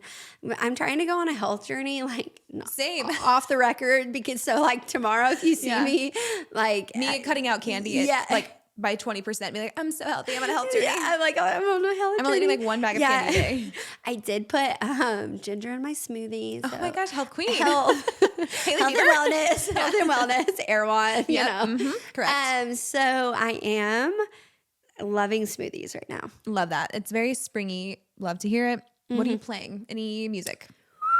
And I know it's yes, lots of music. Lots of music. What's your top right now? I am like such a music fiend. Like literally, I am listening to the most outrageous rap. No judging. No. Please. This is a safe place. Don't judge me. Okay. I've been listening to a little bit of like, people probably won't know this, but Drake White, he's like kind of a country music artist. I've been putting some of that into like my trap. I do want to take a side note. I've been wanting to see Morgan Wallen for so long. We finally got tickets to see him in May.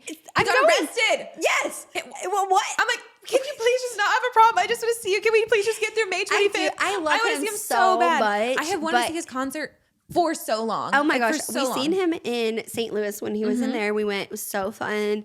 I love him, but he's a problem. He's a PR nightmare. He is a problem. And I'm like, get canceled, get arrested, commit manslaughter, whatever you're going to do. Just do it in June. Yeah. Let me get my concert and please. Let's go. I think that concert is going to be so fun. We do have tickets. I cannot wait. We'll find each other. Oh, we will. We will. Simone. Me and like two of my oldest friends, they're ride or die concert like goons with me, but we just go ham. We have the best time. Like, I love it. We're all moms and we're all married and all of our husbands kind of work together and we just like, that's so fun. I can't wait. Yeah, I just hope that he can make it to the concert. Me for one. too. Me too.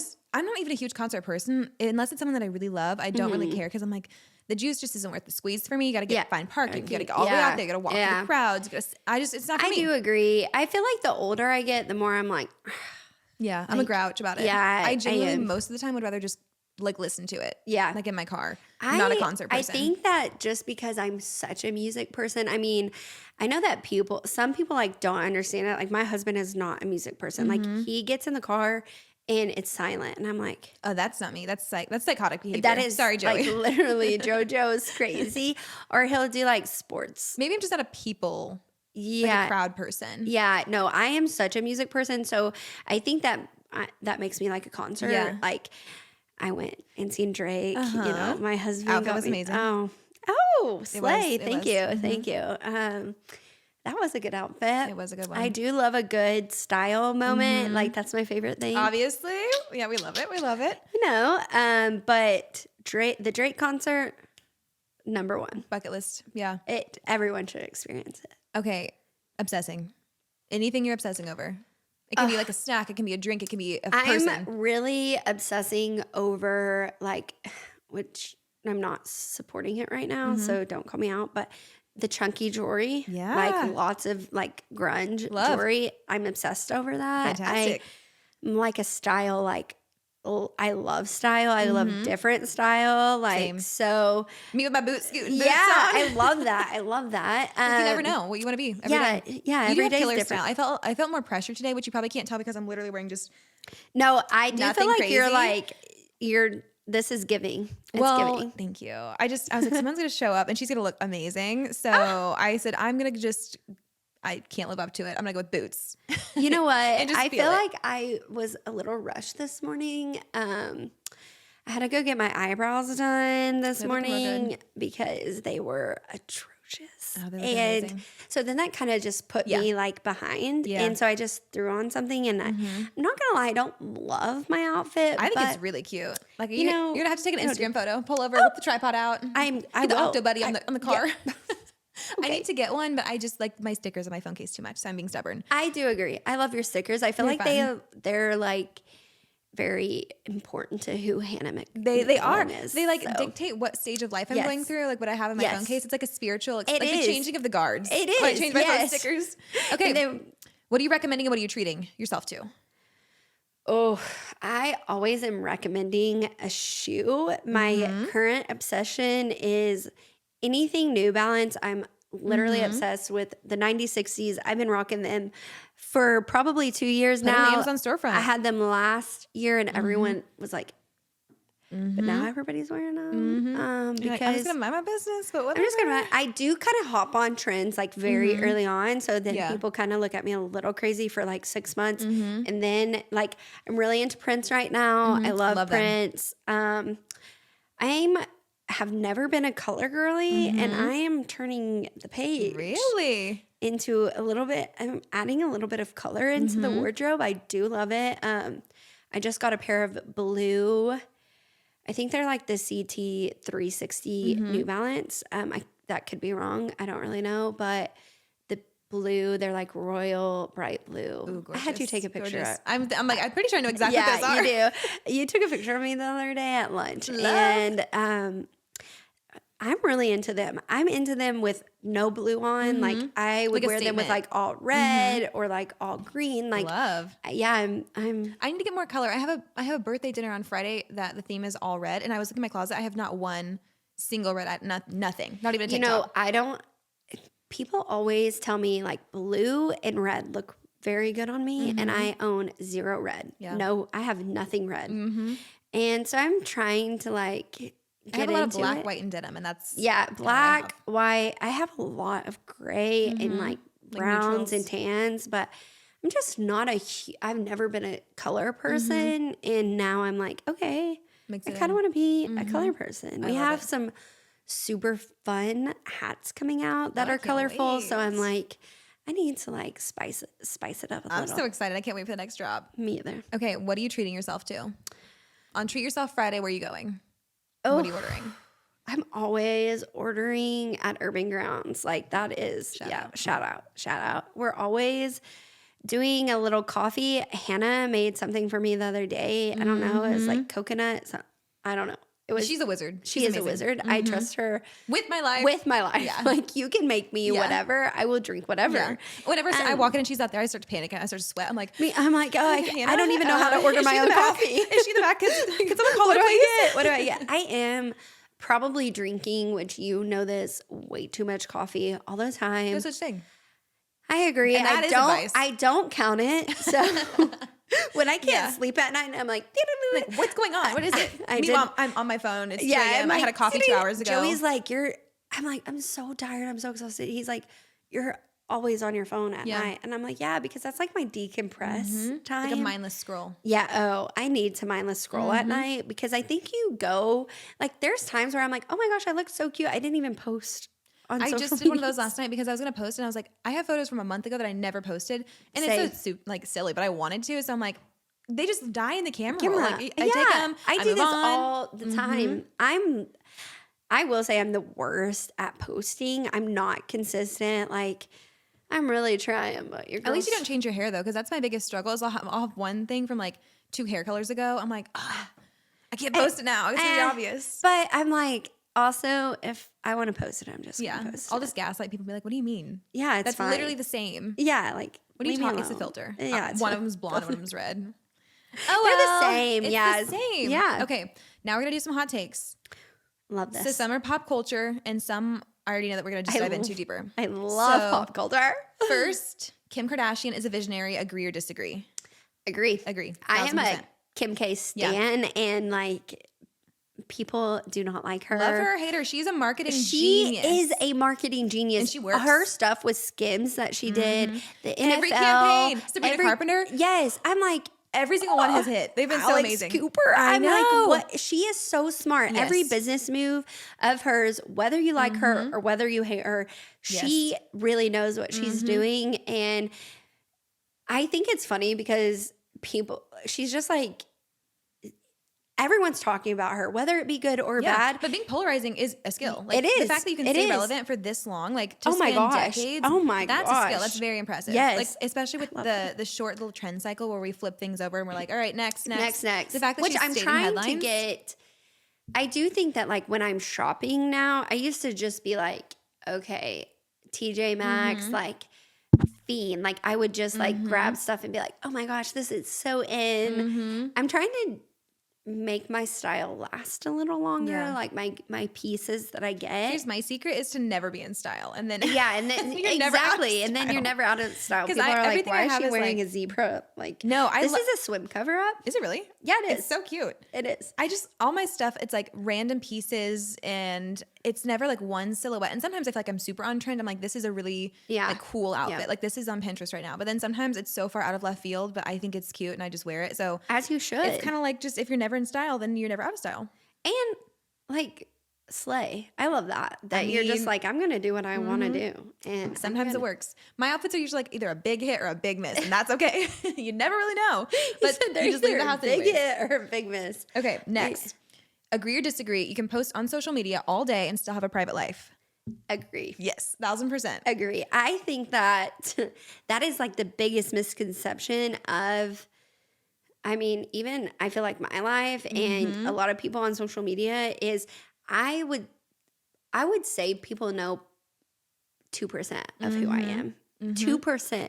I mean, that is crazy. People are like, oh yeah, Simone, I know she does blah, blah, blah. No. I'll give people a generous like 60%. I do post a lot on social media. Yeah, I mean, maybe I do post a lot, maybe way more than 2%, but I do think people think they know a lot more. I mean, even like my friends, like they don't know everything that's going on in my life. Yeah. I mean, I do think I'm a lot more like reserved than people think. And I think people, even my friends, think they know me way more than they do just because. Or sometimes I feel like you get so busy and you think like, oh yeah, they know this. Yeah. You live with it all the time. And then you're like, oh yeah, well this thing. And your friend's like, wait.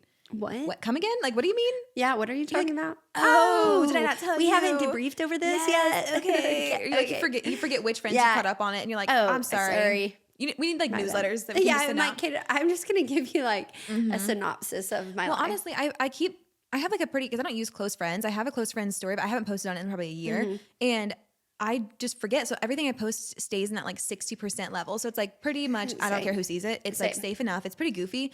But I also struggle to get like more serious, except for whenever I'm alone on the podcast, in which case I'll like share everything. So. I think I really struggle to get serious, even with my friends. Like I think I'm like that person for a lot of people that like I've openly gone through losing my dad. I've openly gone through a divorce. I've openly gone through, I mean, me and Joey have been together for almost 10 years and now we're married and we didn't get married till last year. So we have been together for almost 9 years without being married. I've gone through Addie losing her mom, being a step parent to her, and just a lot of things that those are very open things that like I'm glad to help. If anything that I've been through has helped one person, like incredible. It's worth it, yeah. But I also think there's a lot of things that, I mean, off the podcast that have went on in my life that are also traumatic that I've not shared with a soul. And if you never choose to, that's up to you. Fine. That's between you and God. And it if is. That's something that remains private, then all of those things are your prerogative. Yeah. Like it's not your life and your pain aren't public domain. You don't have to share them. I think I used to be very open and then I had that little stalker situation when my truck got broke into. And my husband was like, yeah, like this, like, let's not cool. That's something I feel like I have adopted from the aforementioned Kim Kardashian is that she never posts about things while she's there. Yeah. So that's like, and it's not that I think that I'm going to get, I'm not somebody. But it's also, you never know who's looking. But also, it is like, I know that I'm literally nobody, but I do think that social media gives access to your life. And like, you don't know who's watching your social media. And I think that I used to be like so naive and I'm like, oh my God. No one cares. Like no one cares about what I'm doing or where I'm at. And then. And also you have kids involved. So it's way different That's when Joey's like, okay, like this is a little. I know. And like even with him, like I'm not telling him every single thing that like is going on. So even with the stalker, I didn't even tell him until I was then like, oh gosh, like I'm scared. Yeah. Something going on. And then when he was like, like he was scared. He was like, this isn't cool. Like this is my family. And so I think there's a lot of things that I just keep personal now. And makes sense. I still try to share, you know. The fun. Again, what I want people to see, I share. Yeah. Makes sense. So I agree to that. Okay, next. Tana and Jeff are soulmates. Yes. I agree. You do? 1,000%. So they are. And it's sad because I know that Tana's in like a happy relationship and I'm happy for her. No. But whenever I see them together, I'm like, they are soulmates. They are. And the chemistry, the growth I feel like they've had together. Like the growth. I think it's the growth. I think it's the growth because I think even like with me and Joey, I feel like our growth is like from where we started. Yeah. If you would have told me that I would have been married to him and with him 10 years later, like, no. Like, they are, I don't know. There will never be anybody that compares to Jeff or her. I think they're going to find their way back. Yes. But it's going to take other relationships, and then be like, this is a consistent, like, this is it. This is the one. I love watching them so much. I don't know if that's going to happen, but I hope it does. But I will never like tire of watching them together. I think it's the best. Me either. Elite getting ready content. Yep. Okay. Next, Pete Davidson is actually hot. Agree. Yeah, that's it. But the thing is, it's the energy. Like, it's the energy. It is like the big dick energy. Yes, it is. Like, I know that people. You know he's funny? People like are like, yeah, I don't get it. I'm like, because it's the energy. Yeah. It's not really his looks. Face. It's nothing, it's not. It's not like that. I like watch him walk down the street and I'm like, oh my God, he's so it's like hot. if I just saw him like out, I'd probably be like, it's him. that energy. And I will say, like, I am a very good filler of people's energy. And some people are like, oh my gosh, you're so stupid. That's not even real. But it is. And like, if your energy is off towards me, I know within the first 5 minutes. And I will just note it and keep it in my pocket. And like, you know, it is what it is. But energy file it away. Oh, it's file. Oh, it is chugged. I've got like every single thing. Archives. Oh, I'm like, girl, it's bad. But the energy is so good on him. Yeah. Love. I love it. Love. Okay. Taylor and Travis make sense. I'm gonna ruffle some feathers here because I was the biggest Travis and Kayla stan for real. They were so cute. And I know that people are like, oh, I just don't like her anymore. I still love her. Like, oh yeah, love her. I think they made great sense on paper too. But I also love Taylor and Travis. I feel like it's a whole new love. It's like it shows different. I think his relationship with Kayla was very different. Like they had a very different life together. And I think that with Taylor, he sees a different version of himself. And I think that when you have that, when you see that, you know, I don't know. I think that just kind of like locks you in and you're like, I am in love with this person. I love seeing them together. I really thought that they would like get married and they still might, but I do think that things are going to get harder before they get better. Oh yeah. Well, I mean, they had such a fairy tale like beginning to things, so it's hard to keep that going forever. But I love seeing all their stuff, and hopefully they're enjoying like their actual privacy after football season and everything. Yes, so. I mean, I'm still like stalking them. I'm like, where are they? I know. I'm like looking for paparazzi pictures, but my mom like, oh, she can't get any privacy. It's so unfair. So anyways, news. I'm like, come on, give me something. Give me something. Okay, last one, best one. Okay, if a friend consistently doesn't like your social media posts, are they a closet hater? Yes. I agree. 1,000%. And I will stand on that. Yes, it's not this like Gen Z, like they're a hater, they're not liking my stuff. I'm not talking about if you're not on social media, if you're not looking at it. I'm talking about if you are scrolling, you see my post, and you look at it and you just scrolling past.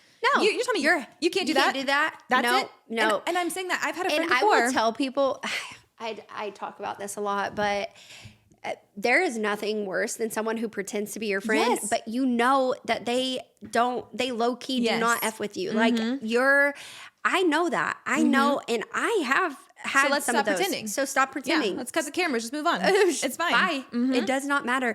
But there is nothing worse than someone who screams that they support you, but they don't support you. Yes. And you don't have to support somebody by like buying their balloons or buying their tans or doing anything.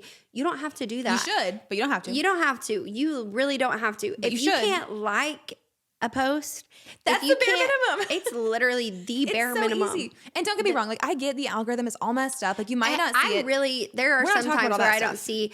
I still have a lot of friends that like they're on Facebook. I'm not on Facebook. No. I don't even get on Facebook. And I like open it and whatever I see, I'm like, okay, I'm done. Yeah. I'm not reading any books. We're not scrolling. We're not scrolling on there. So I understand like the Facebook thing, but you're on Instagram all the time. Yeah. Like you see the post. Yeah. You don't want to like it. You don't support it. Yeah. And that's fine. It's the simplest thing. It literally costs really nothing. I'm not asking you to comment. I'm not asking you to share it. But it's just there are secret hater friends. Yes. And like I think that we did a whole episode about that. It's sad. Yeah, it's so sad. I think that it's wild that people want to scream like when they're with you how much they love you and like they support you. But the second you're not with them, they're like, I don't understand why she thinks she needs to do everything. She's doing X, Y, and Z, and she's like, I just don't get it. I'm like, girl, you're not my friend. Yeah, you are not my friend. And it's just a simple fact. Like you're gonna look at it, you're gonna move on. Like what is that proving? It doesn't. it doesn't honestly harm either of us if the post doesn't get liked. So what's the point? Like, what is the stand that you're taking? It's just such a silly thing. And I love that the discourse has been so passionate because I think people take the mature route and they're like, it doesn't matter. Like social media is fake. It doesn't matter at all. But it does. And I've had a friend before that like would consistently like, comment, and over engage with everyone else's posts. So I knew she was online. Yeah. I knew she was constantly she like, was not. Like, love you, girl. You're so beautiful. beautiful. She was not messing with your stuff. She was not support it. She didn't want you to win. And then you feel like you're crazy. Yeah. Because you can't bring it up and be like, hey, why aren't you liking my stuff? Because then you sound like a child. Look crazy. Yeah, you look crazy. And I think that there are friends that genuinely do not want you to win. And at the end of the day, is that someone that I really want to be my friend. And I think people are like, oh, I would never be like that. I'm not that friend. But you are that friend. You are that friend. You don't want people to. I have had people in my life, and I am glad that they always show their true colors. And I will always keep them at bay. Yeah. Like, I'll be nice and kind, but like, you're not my best friend. You don't support me. I think it's funny too when people really are overly like supportive of you to your face, but then they're not behind your back. And that I just like, hey, loyalty is my biggest thing. If you're not loyal to me, you're like, it is what it is. You're done. You're done here. No. I'll always be nice and kind and like, but you just remember like there's a line in the sand. Yeah, there is a line in the sand. And like, also, if you're like, say you're loyal to me and you're like supporting me, but then you're like supporting other people more and you're like trying to like play, like you don't have to play the fence, but like if you're loyal to every single person, it's like you're really not loyal to anybody. Like you stand on nothing. Like, and I don't like that. I really don't like that. I think that's one of like my biggest like icks is when you're not loyal to anybody and then, but you scream that you're loyal to everybody. Yep. Queen, you're not for me. And that's okay. That's all right. That's okay. Yeah. We don't got to be for each other. And I'll stand on that. But if you. Amen. Period. Amen. Period. Cut the tapes. Cut the tape. Cut the tape. Check, yeah. Because it is just not, it's not cool. It's not a good look. I don't like it. I think that if you are truly loyal to everybody, like some people are like, they think that's a flex. It's not to me. Well, because you just can't. You can't be all all things to all people. You can't. And I think that some people really think that they can be. Yeah. And you can't. Unfortunately, you cannot. You cannot. But okay, well, an hour and a half later. Yeah, I know. Dang, I didn't even know that. Recording? No. Okay, we've been talking for an hour and a half. So let's give some shout outs. Plug your businesses. Tell the people where they can find you. Lifestyle by Simone. Personal Instagram. Balloon Instagram is that.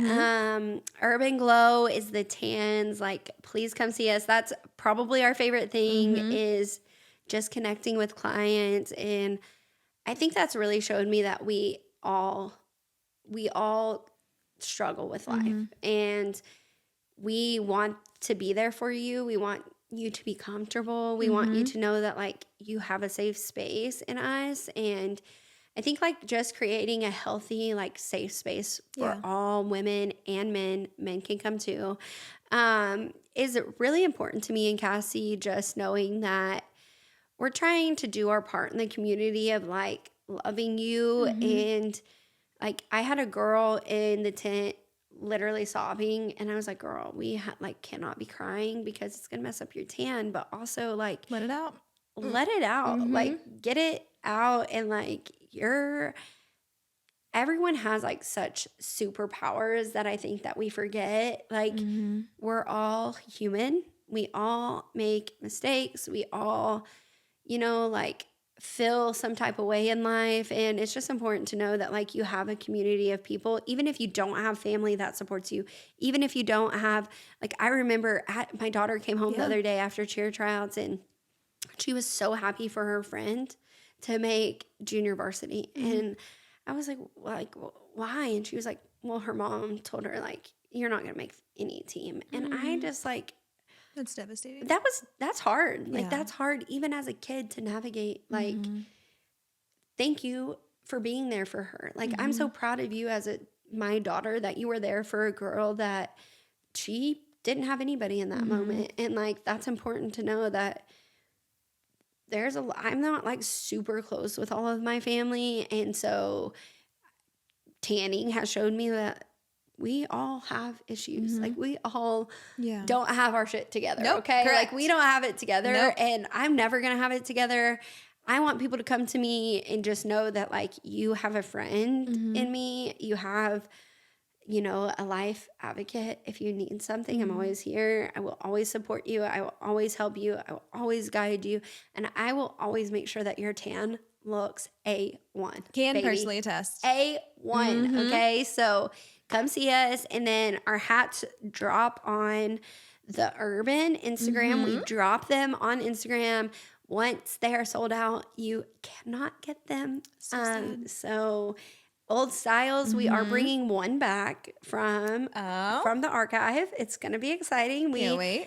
Literally have designed them. They are our hats. This is probably my most favorite hat drop, just because I kind of do all the designing and like we discuss like what colors and whatever we want, but I design it, and I'm like, oh, there's one. I can't wait. Can you give us the date, or is it still secret? It's still secret because they're all still in production. So we like to like, even when we get them, we then sit on them for a second. We like are like, okay, we check every hat. We make sure like the quality is top notch. And then we're like, okay, we're going to drop this literally in 2 days. So I love it. It's just fun. I'm so excited. It's something that like, it gets my creative juices flowing. It's a creative outlet for Cassie as well. We can kind of like put our brains together and like be like, okay, I want this. We're also doing different styles of hats. I will say that they're not just trucker hats. So we have 3 different types of hats, and so that's gonna we'll be share fun. it. We'll make sure we share it on the pod page so everyone Oh my can find gosh, it. I love you for that. This is so fun. This has been amazing. Oh my gosh. Obviously, if we didn't have lives, we could just stay here and chit chat I know, all day. we could talk forever, but thank you so much. Follow the grams. We'll tag everything. I love this. Yes, thank you so much. You're amazing. You're amazing. I love you. I'll be seeing you in the booth. Yes. Very, very soon. Mwah. Thank Yes. you guys for listening. Bye. Love you. Tune in next week. Yeah. Bye.